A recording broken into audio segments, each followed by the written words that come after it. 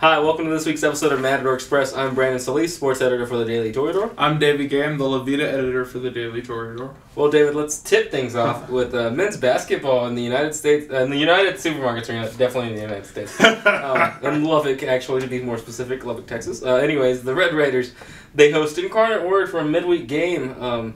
Should be a good game. 91-58 victory over Idaho State is what the Red Raiders are coming off of.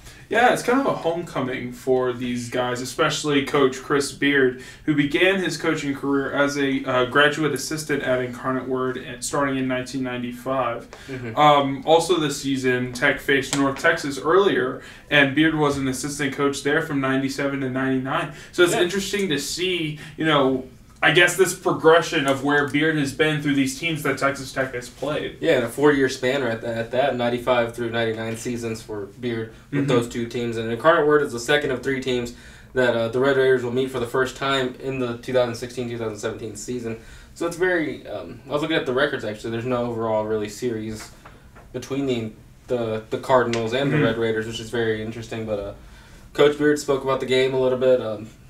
Sean Johnson leads Incarnate Word in shooting of 23 points per game on average. And, hopefully the Raiders can come out and jump on that. And it's also a special night for students, right? Yeah, arcade night. And when students go into the student lounge, which usually has food, some kinds of drinks, there's going to be a Super Mario theme, which, as a nerd is kind of exciting. It sounds interesting. I want to see what that looks like. They'll also receive a 4-1 wrist bracelet, which is basically the motto of this team. I honestly forgot exactly what it is. They haven't really spoke about it that much.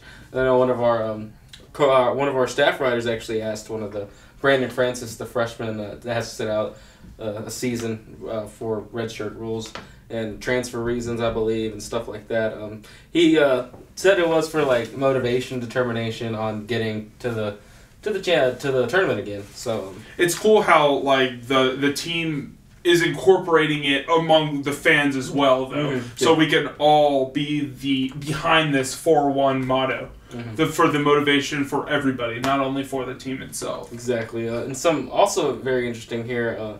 Members of the Heritage High School Band will perform the national anthem, and the Ropes High School Marching Band will perform a special halftime performance. That's interesting. Yeah, being both I'm an ex-band member in high school.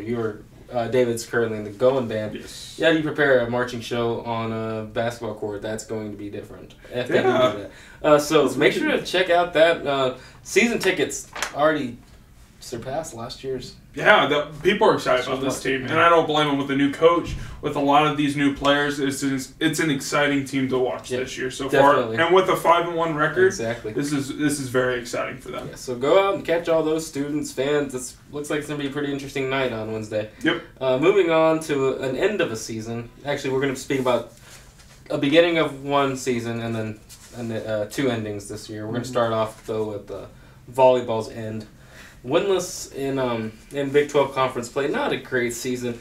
They lost 3-0 against Kansas State. Yeah, it is. And they won 2 more sets in Big 12 play this season than they did last year.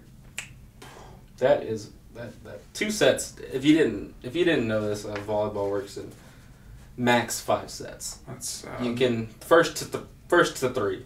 That's sad. So for them to win 2 more sets isn't quite impressive to me, but no, it's not to me either. But Greystone said improvement in the second half of the season. They did win 10 games. They didn't win any conference games, but they did win 10 games. Hopefully, not the season we wanted for the senior, especially Lauren Douglas. Yeah, hopefully we see improvement next year. Yeah, hopefully we do. I know he's definitely not he's not on the hot seat. First year he didn't come into a program that was set in stone for him, that was set in anything for him. He's Coach Greystone's trying his best to get this team going. Yep. We saw glimmers of hope this season against teams like Texas that are moving on, in not just the Big 12 tournament, but in the NCAA tournament. So it'll be interesting to see how the team rebuilds. Yeah, so good luck to him in the recruiting process and getting everybody in here and working out. A lot of younger players that are already on the roster, so good luck to that team next season, and have a good spring semester. Yeah. Moving on, we're going to save the second season that just ended for last. So we're going to start with softball here. Coach Gregory announced the 54 game schedule for 2017. It's very interesting. If you look here, host a total of 18 games at Rocky Johnson Field in Coach Gregory's third season. Yeah, and they're prior to conference play, they're playing some challenging teams. Yeah, they are. Yeah. Featuring it features 8 games against NCAA regional teams from 2016, like Cal State Fullerton, Fresno State, Cal, Wichita State, and Tulsa, and a pair against Alabama, who advanced to the 2016 Women's College World Series. So it's going to be interesting to see how we, stand up against these teams who have been proven successful in higher and postseason play. Yeah, and then they also face off against Texas State in San Marcos, and where the Red Raiders take on the Wildcats, and also an NCAA regional team in 2016. I believe it's the Bobcats, but yeah, you might be Texas State. Yeah, Texas. The team in San Marcos. Anyway, the Cats. Okay. They'll be facing them though. They'll also be facing Iowa, Texas A&M, Corpus Christi, and Abilene Christian. The most intriguing matchup on this piece of paper, though, is a trip to Mexico, which is their first time in 25 seasons the Texas Tech softball team has ventured out of the country. So, and then also a native, our pitcher, Dominique, sorry for butchered the last name, Alcacer, or something like that, Dominique. She's a native from Mexico.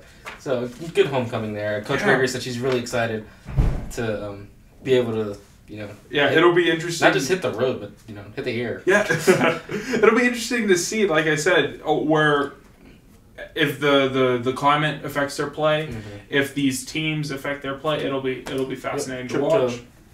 Puerto Vallarta College Challenge, February 16th to the 19th.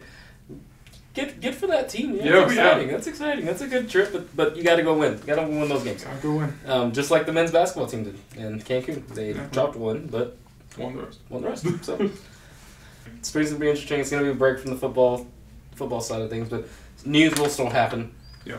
And David, you can find that out just like everybody else at dailytoreador.com or by picking up the Daily Toreador at any of the pickup locations around campus. So thank you for watching, and once again, I'm Brandon Soliz. I'm David Gay. Thank you.